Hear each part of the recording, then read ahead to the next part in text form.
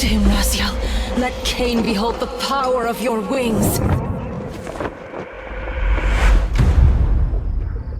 The sanctuary of the clans, seat of my lord's power.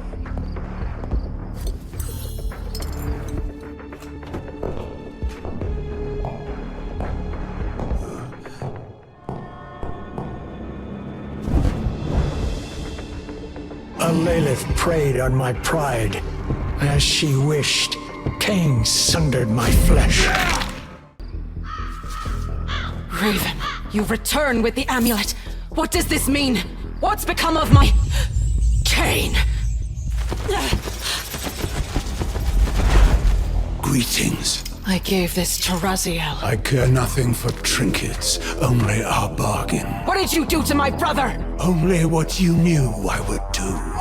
I have delivered you the vengeance you were too weak to take yourself. I'll show you weakness!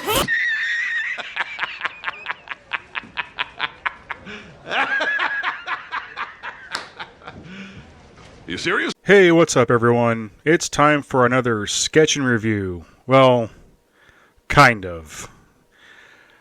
Legacy of Kain Ascendance. You know, for most of my reviews, I like to show my art process while I draw something from whatever it is I'm reviewing. Most of the time, I start the drawing in advance and I finish it after I beat the game or watch whatever movie I'm watching. In this case, after I beat Ascendance, I scrapped the drawing. I couldn't bring myself to finish it. I thought, hey, cool, a female vampire that'll somehow tie in after the Offense of Defiance, the last game, or the last game chronologically in the Legacy of Kain series. And boy, was I completely fucking wrong. Not only does she not wrap things up, she's the secret, overpowered reason why everything happens behind the scenes. This character, which I'll explain later in depth, trust me, is the definition of a Mary Sue. So, the drawing stops here. Fuck this character, and honestly, fuck this game. Let's start with the gameplay. It's garbage.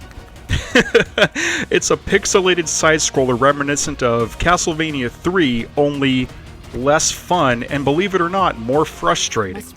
The controls aren't particularly good, and the graphics are kinda shit. Now, I love Metroidvania games. I love side-scrollers and platformers. Super Metroid, which is technically Metroid 3. Castlevania Symphony of the Night, which is actually my favorite game of all time. Bloodstained, Blasphemous, and even lesser-known ones like Darklight and Death's Gambit are among some of my favorite games. This game is nothing like that. If anything, it's closer to the frustrating and clunky Spawn game on Super Nintendo. Yes, it has more in common with a bad Super Nintendo franchise adaptation than it does anything modern. And I love Spawn, except that game was shit, just like this one. And boy, is it also just as frustrating. I mean, look at this. What in the Angry Birds is this bullshit? They honestly thought this was fun, and the flying mechanic is clunky as fuck. You have to keep tapping the X button to fly upwards as fast as you can. It's not smooth at all. And gliding down is kind of pointless since half the time you fall to your death and there's a checkpoint right behind you. Fuck this game. The only good thing is the music. And even then, it gets obnoxious at times. Like, it's mixed really low in parts, and then it gets infomercial fucking loud, like when you're watching something at midnight and leave the TV on, at least for those of us that remember the 90s. It just gets overpowering, and you can't hear shit, it just starts to crackle. It's done by Cell Dweller, aka Clayton, or whatever name he's deciding to go by these days. And I did read some stuff how he's hard to work with, a lot of his mixing is questionable, and you know what? I can see in here, the mix sounds like fucking garbage. It is a terrible sound mix. The music itself is kind of cool if it was cleaned up and put in something else. Here, completely out of place, completely sounds like shit. But here's the real issue. The fucking story. See, the original games were written by Amy Hennig, one of, in my opinion, the best writers in the games industry. She's responsible for the Legacy of Kain series, Uncharted 1 through 3, and Jak 3. Undeniably, one of the best written games ever made, Legacy of Kain Defiance, was done by her. So, who wrote this garbage? Well, it's the same people who brought us the universally panned graphic novel, Legacy of Kain, The Dead Shall Rise. Oh my god. Modern horror writers. Not surprising.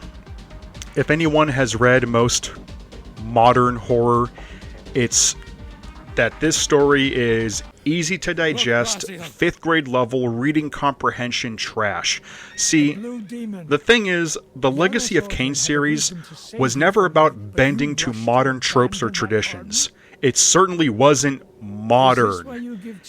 It's always had a sense of poetic rhythm and elegance more akin to 19th century Gothic literature. The writer or writers here seemed to not understand that and instead opted to present us with the worst written story in an otherwise excellent series. The dialogue, oh god. The dialogue reads like it was written by an edgy 15-year-old mall goth in the 1990s that listened to Evanescence and had black eyeliner with one of those stupid anal bead ball chain necklaces. The kind of teenagers you'd see as backup extras in a Papa Roach video with arm and thigh scars from cutting themselves because their parents won't let them go to the local rave. I mean, this shit is a fucking crime against humanity compared to the brilliant writing in the rest of the series. Amy Hennig helped craft one of the most compelling and complex worlds with accompanying characters, not just in gaming, but I'd even argue in literature, just for some hack to come along and undermine it all with their Mary Sue girl power bullshit. I mean, seriously, look at this.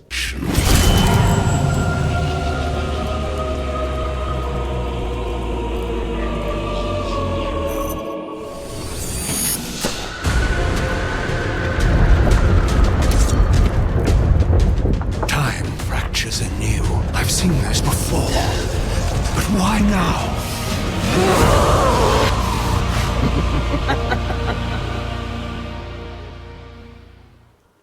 Alaylath, Raziel's sister, is literally the Brie Larson version of Captain Marvel. She didn't earn her powers or status, it was given to her through Hilden magic, and according to this game's lore, is the most powerful being in Nosgoth. Yeah, it was given to her by this wizard named Kaisetsik, which she nicknames Kai, and that's the other thing, there's no nicknames in this fucking series. Hey Roz, yo, what's up, Kay? Kai, give me a fucking break. Seriously. And before anyone brings up the tired argument of, oh, you just hate female characters, I'd have the same issue if it was Raziel's brother. No. Alaylath is presented as an obvious way for a modern horror writer to force in a female character that is stronger than everyone because, you know, representation or some bullshit. If you really wanted to add a new female character that's never been mentioned once in the 30-year history of this series, maybe make a new one that takes place after Defiance, the last game in the series. Shoehorning in a long-lost sister responsible for every action across the Soul Reaver games completely undermines Raziel and Kain's motivations that were established by Amy Hennig, a much better writer.